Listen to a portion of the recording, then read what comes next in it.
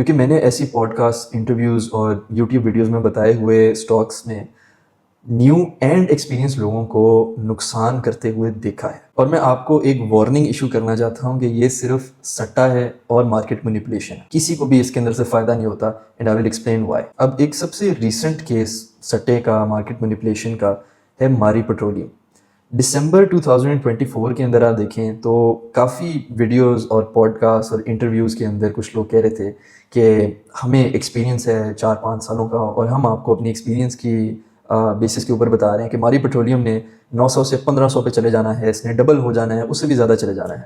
اور اگر آپ آج گراف نکال کے دیکھتے ہیں تو ماری از ٹریڈنگ ایٹ 630 640 کے اراؤنڈ.